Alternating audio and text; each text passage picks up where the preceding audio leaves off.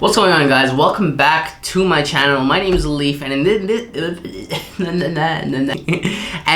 this video, I'm going to be talking to you about how to host an amazing informational interview, both in person or through a phone call, that will lead to an amazing impression. I'm going to break down the exact beginning, middle, and what to do before the phone call, what to do after the phone call, or the informational interview, whatever it is, right? The whole thing.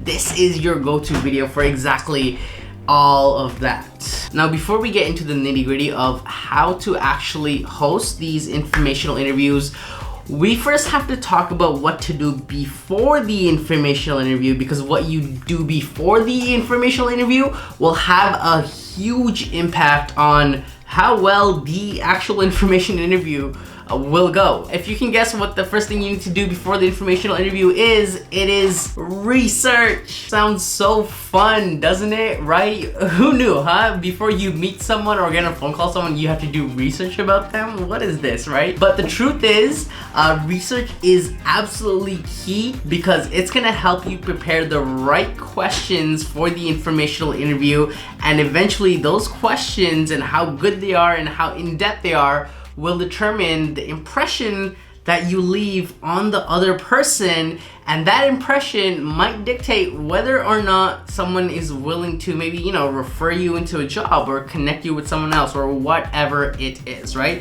So research is absolutely key. Okay, but we know research is key, right? But like, how do you actually go about researching? There's actually 3 things I'd recommend you research, and as you're going through these researching procedures that I'm recommending to you, I actually recommend that you also create questions based on the research that you're about to do. So again, 3 types of research I recommend you do. First is research about them and who they are. Second is research about their company and what the company is all about. And lastly, research for your own sake. And I'll explain this a little further. So let's jump into research about them. When I say research about them, I just mean get to know them as a person and know who they are. And the best way I'd recommend you do research on them is to actually skim through their LinkedIn profile. Take note of their volunteering experiences, where they work, what are their interests, who they are connected to, all that good stuff. And what you'll notice is, as you're going through this research process, there are a couple things that'll pop up and that'll make you go, oh, that is interesting. I want to ask them questions about that. Oh, they volunteered here? I did too. They went to this school? Oh my gosh, well, I did too. Let me ask them about it, right? You'll notice these are really good conversation starters the more research you do. Now, keep in mind, you don't want to be creepy. So what I mean by this is, I'd recommend just do research on LinkedIn and you keep it to their LinkedIn page. I don't recommend you, go into their Instagram page or Facebook page or TikTok if they have TikTok, and then ask them, oh, by the way, 3.5 weeks ago, you went to Mexico. How's the pina colada? When you were sitting at the blah blah blah beach, right? Whatever it is, you don't want to get just creepy. Don't be creepy, man. Just don't be creepy. And plus, if they were in Mexico 3.5 weeks ago, you probably don't want to meet them, because right now is COVID, so quarantine life, Okay, so again, research about them and just keep it to LinkedIn specifically. The next is researching about their company and what the company does. And the best way I recommend you do research about their company is Yahoo Finance, Google News, through their social media accounts, or this is a little more advanced, but the CEO of their company might have done interviews or podcast interviews in their careers that are posted online. So you might want to search the name of the CEO of the company, and then let's say it's Daniel Craig, I don't know. Then once you find out the name of the CEO who works at the company, search up Daniel Craig podcast interview or just interview, right? And then hopefully they put out content out there. And then what's interesting is that when these CEOs go on these cool interviews and whatnot, they tend to drop a lot of gems about the company, some really good facts that if you brought up in the informational interview, it will lead to an amazing freaking impression. I promise you. And lastly, you want to do research for your own self, for your own sake, or whatever it is, right? Naturally, you going into a conversation with them, you will have natural, curious questions you want to ask for the sake of just asking them, right? Because they're very interesting as a person. You know, that's what I generally heavily rely on a lot. You know, for me, when I do informational interviews, I do some research about the company, about them, and I also have a lot of personal questions that I'd like to ask them. You know, for example, you know, if I do an informational interview with a senior digital marketing strategist at one of these big companies, I might ask them like, hey, Joanna, hey Joanna, you know, I'm pretty early in my digital marketing career. Given where you're at right now, at senior position, you know, what are the 3 steps that you think I should take? You know, I was thinking of doing X, Y, Z. Do you recommend I take those approaches? Those are kind of questions that I would ask selfishly because I am selfish. That sounded really bad. Anyways, just prepare fun questions you have for yourself. Awesome. So again, while you're doing this research, I'd recommend, you know, having a Google Doc open or a Word doc or a notepad, whatever it is, and actually write down questions that sort of come up as you're doing your research. Now, with that being said, you know, obviously you want to prepare your questions, but I'm gonna implore you, don't ask dumb questions. I'll give you an example of a dumb question, and then I'll give you an example of a good question. A dumb question might sound something like this. What do you do on a day-to-day basis? I mean, it seems harmless, right? And career coaches at these schools will tell you, oh, ask them about what their day-to-day looks like and all this stuff, right? Well, the truth is, when you ask generic fluff questions like that, that is a question that I call, which can be easily Googled. It's an easily Googleable questions. Googleable, don't ask Googleable questions, okay? Just don't ask Googleable questions. Let me give you another example of a dumb question. What do you think I should do next in my career? Again, that's a very high level type of question. It's very plain and, you know, it doesn't give the person enough context, right? So let's actually flip that and make it into a smart question. So instead of asking them, what do you think I should do with my career? You might want to ask them, so Joanna, thanks for doing this with me. You know, I've been really thinking about my career and I'm thinking my next 3 steps are either get my master's because of blah, blah, blah, do college because of blah, blah, blah, or start my own entrepreneurial aspirations because of blah, blah, blah, blah, right? Given these 3 routes that I'm planning to take and my reasons for taking them, what advice would you have for me in terms of which route you think I should take? Again, you notice on the second, the smart question, we give them context, we give them reasons, and we don't just throw a random high-level fluff piece of question at them that is just so hard to answer sometimes. And, you know, honestly, those kind of questions can be easily Googled.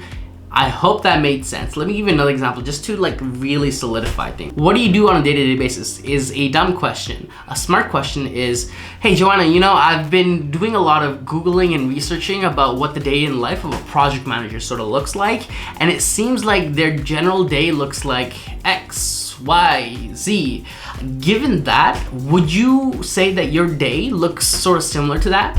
You get what I'm saying? Again, it shows the other person that you actually took the time to research and not just, you know, get spoon-fed all the different answers that you're sort of looking for. Again, don't ask and don't prepare dumb questions.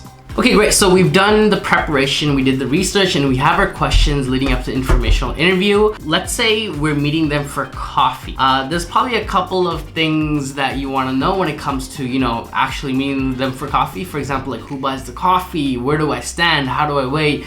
Let's get into the nitty-gritty of that before we get into the actual sit-down kind of conversation. So when it comes to coffee chats, and having done a number of them myself, I noticed there's a couple do's and don'ts that sort of came up through my journey that I want to share with you. So first is, don't bring out a notebook right away. And if you are to bring out a notebook, I'd recommend you do it in the midst of the conversation, saying something like, you know, Joanna, you're telling me some amazing things. Are you comfortable if I just take a couple notes with my notebook? Yeah? Okay, perfect. Because the thing is, like, I've been to coffee chats where I brought a notebook, and it gives off a weird vibe because they think they're there for like a formal interview. It makes the whole environment feel sort of formal. if that makes sense. So when it comes to notebooks, I definitely recommend you bring them. Just ask them if it's okay to take notes, and don't necessarily just sit down with notebook ready and a laptop here and a pen and you're ready and you're staring at them like you're about to like drop like 10 pages of notes, right? It just chill. Just chill. Next one, and this is very, very important. Do not bring a resume to an in-person coffee chat. The last thing that you want them to think is that you're there for a job. You want to approach this conversation with the perspective of, I'm there to learn, make friends, and I really appreciate this person. But when you come in with a resume, like imagine someone invited you to a coffee chat and you walk in, let's say it's a Starbucks, and you see them sitting and they have a resume open in front of them, their hands are folded, they look up to you, and it's just chill. So I wouldn't recommend you bring a resume. If you want specific feedback when it comes to your resume, I'd actually recommend you keep that in your bag or wherever, in your shirt or like in your pants or something. I don't know, what do you do with your resumes? But keep it with you, and then if you want feedback for your resume, ask them, being like, hey, Joanna, I actually happen to have my resume in front of me. Do you think I can give you, I actually have my resume with me in my bag. Would you be okay if I can maybe bring that out and ask you for some quick resume tips, if that's something you're comfortable with? Next tip is to, wait at the entrance of the coffee place or wherever you're meeting them 10 minutes before you're actually supposed to meet. Do not be late, obviously, like just don't be late, right? But you want to wait for them in front of the entrance, okay? I wouldn't recommend that you actually go and grab a seat right away unless it's a little busy. So wait for them at the entrance so that you can have like a nice greeting, and from there, once they see you, once you exchange handshakes, or maybe you're not gonna do handshakes right now because it's COVID, so I don't know what the world's gonna look like after COVID. 2020 changed everything. But let's say, you do elbow taps, okay? So you go up to them, do the elbow tap, then you go to grab the coffee together, and that time you spend in line waiting for coffee is how you're generally gonna start the small talk. Something like, hey Joanne, thanks again for meeting me. How's your day at work? Or like, hey Joanne, I'm more of a dark roast person myself. Can I ask about your coffee preferences? Just small talk, man. Just small talk, small talk. And then, once you're doing the small talk and you're in line, you want to buy them the coffee, okay? Like just buy them the coffee, okay? Just buy them. I'm not gonna expand on that anymore. Like, they're making the time to meet you. The least you can do is buy them the coffee. But I'd hope that they don't order like an extra large vanilla mocha chata latte whatever thing from Starbucks that ends up being $15 or something. Just pray that doesn't happen, and they go with like a small black coffee for like $2, right? Like, just pray. But takeaway is buy them the coffee. And lastly, this goes without saying, but ideally you want to choose a location for the coffee chat in a place that is close to them and is very convenient to them, and you want to be mindful of their time too. So maybe there's a Starbucks or Tim Hortons or whatever it is right next to their work right next to their work. You ideally want to choose a location that's convenient for them. So for them, you want to make it as easy as possible for them to hop out of work and just go to a coffee store that's literally less than 5 minutes away. Ideally, again, choose a location that is the most convenient for them. All right, okay, so recap. We did our research. We have the great questions ready. We're not gonna ask dumb questions. We did the awkward small talk stuff when we're waiting for the coffee, and now we've approached the table, and now we're about to start the conversation. Now, if we're doing a phone call, the tips that I'm about to share with you right now apply to both an in-person chat and through a phone call, okay? So keep that in mind. So when it comes to the conversation part, I like to structure it in 3 ways. There's the beginning, there's the middle, which is the questions, and then there's the end. Let's start with the beginning. So before you actually start a formal conversation with the person, I'd recommend you establish 3 very important things. First, you want to tell them the time, meaning you want to say something along the lines of, let's say this is a phone call, okay? You want to say something like, hey Joanna, thanks again for calling me. For the next 15 minutes, I'd love to blah, blah, blah, right? For the next 15 minutes, for the next 30 minutes, and the reason why you want to say for the next, that is stuck in my head. The reason why you want to say for the next XYZ minute, whatever, is to remind them how long the conversation will take. Because the truth is, the last thing that you want them to think is that, you know, how long will this call be? Oh my god, I gotta be here for a whole hour. Oh, I gotta be here for like another 3 hours. I have to go to my kid's soccer game after this. I have to do this. I don't know how long this is gonna take. And you know, you wanna lower their guard and remind them, hey, chill. This is only gonna take 15 minutes. This is only gonna take 30 minutes. Just chill. Just chill. Next, for the beginning portion of the conversation, you wanna, what I call, frame the conversation. Did you hear that WhatsApp notification? I'm gonna turn off WhatsApp. So when I say frame the conversation, you wanna say something along the lines of this, you know?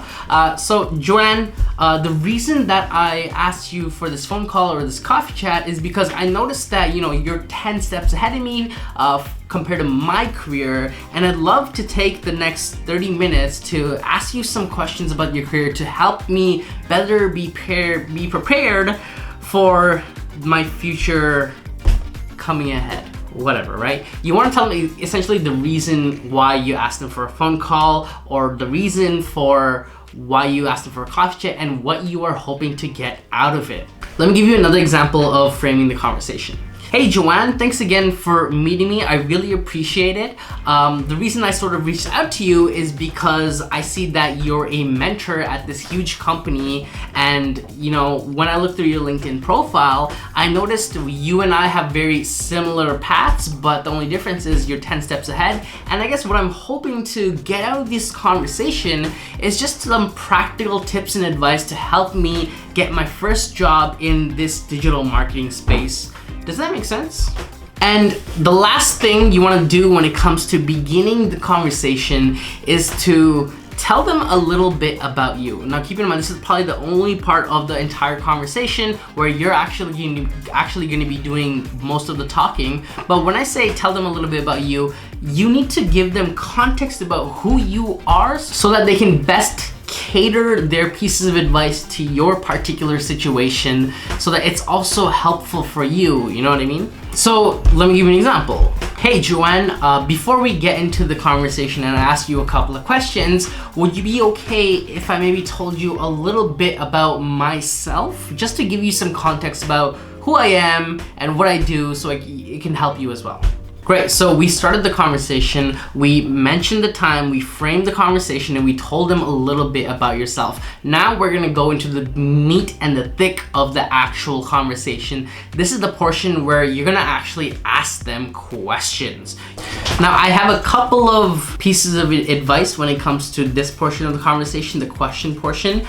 First piece of advice is I'd actually recommend you take a good amount of notes. This is going to be super important because, you know, if you're trying to execute on their pieces of advice they're giving you, it's good to have notes ready. Plus, you can refer back in the conversation to the fact that you took a lot of notes, and that'll make them feel special, especially if it's on a phone call where they don't really see you. So definitely take some notes, but be mindful if it's an in-person coffee chat, you don't want to just keep your head down while you're taking notes and essays and like it's university all over again. God damn university. But you don't want to look like that, right? You want to just have the notebook kind of to the slide